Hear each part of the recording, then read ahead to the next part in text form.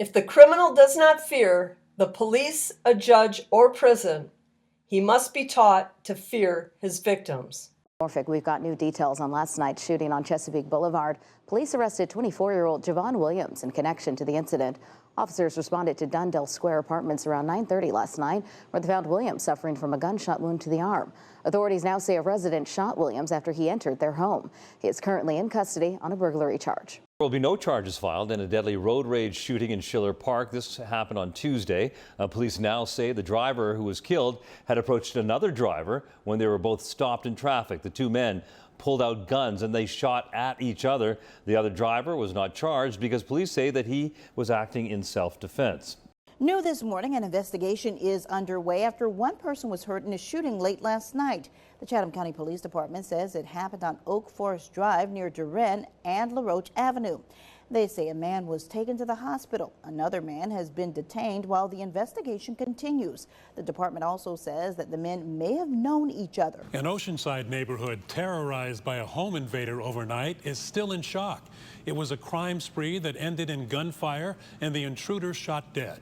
As ABC 10 News reporter Rachel Bianco shows us, neighbors say the man tried to break into several homes before the fatal encounter. Sue Tran pulled into her driveway just in time to see her neighbor run out hysterically. There's 3 or 4 gunshots that went off. She was screaming, saying, "My love, my love." It was just after 7 Monday night. Police say a 22-year-old man was trying to break into homes on Diamond Circle in Oceanside. The backyards border busy North Avenue. At least one house had a glass door smashed in. Tran's fence was damaged. So this guy, I guess, ended up 2 houses down, was in the backside, which is North Street, talking to himself, acting strange. So my neighbor asked him to leave. So then he went around and went 4 houses down, jumped that fence, and ended up in this house. Police say the intruder got into the house through a sliding back door. He was holding a stick and had grabbed a large rock from a neighbor's yard. He confronted the woman who lives here in her bedroom. He then threw the rock at her husband, hitting him in the face.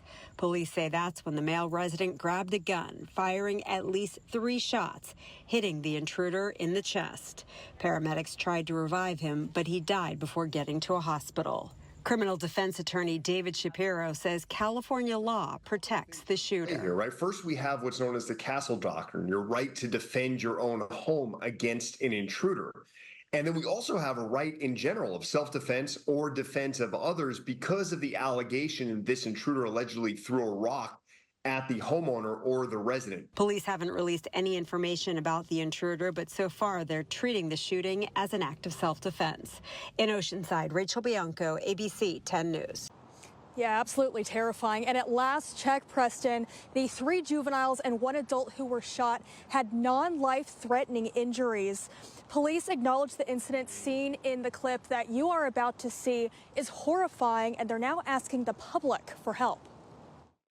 Auburn police are calling it a planned ambush. New surveillance video shows 4 masked suspects open fire on 5 people as they step off a Metro bus with what police believe to be illegal modified handguns. So that's why we are believing this is a targeted attack and not random. We believe that they knew they were going to be getting off of that bus at that time, and they were ready to attack almost instantly. Another person ducks for cover by the bus stop as the suspects continue firing, then run away. I could have been getting on the bus. That could have been me. So it puts it into perspective, like it hits close to home. Neighbor Matthew Weems tells us he heard the barrage of bullets that sounded like fireworks as he walked home from work. Does it make you concerned for your own safety? Oh, yeah. Auburn police spokesperson Colby Crossley says police released the disturbing footage in hopes the public can help identify who's responsible. We're here to hopefully prevent these shootings, and if we can't prevent them, we want to be able to hold the people accountable for committing these crimes. In total, officers found nearly 100 shell casings, and they believe at least 1 victim had a gun and fired back. About 36 hours later, riders returned to the bus stop as Weems tells us he's fed up with violence in the neighborhood. At the end of the day, people are just trying to live their lives out here, and you should be able to just walk around in peace and not have to feel like I have to have a gun on me or I can't be at peace. So. Police tell me they have no suspect leads at this point, and the motive is still unclear. They're asking anyone with information about this case to contact them. For now, reporting live, Jackie Kent, Come On News. Today, a scene that we have witnessed all too often. This solemn procession for a Cook County Sheriff's deputy shot and killed during attempted robbery in Woodlawn this morning. That deputy, an Inglewood native and a dedicated 4-year veteran of the department, was off duty at the time. Terrence Lee on the live desk with the latest on the investigation. Dawn has got tonight. CPD confirms a person of interest is in custody, but no charges have been filed yet. And while police are out there trying to find the suspect, Deputy Rafael Wordlaw's family is grieving the loss of a man they describe as a people person and a hard worker. Chicago police say Wordlaw was at a Clark gas station at 67th and Eberhard just before 1:30 this morning when a gunman tried to rob him and the person he was with. They exchanged gunfire and the suspect ran off. Now, it's not clear how many times Wordlaw was shot. The police say he managed to get in his car to go get help, but he didn't get far before crashing into a pole on Indiana Avenue. He later died at University of Chicago Medical Center. His family and the Cook County Sheriff saying he died as he lived a hero.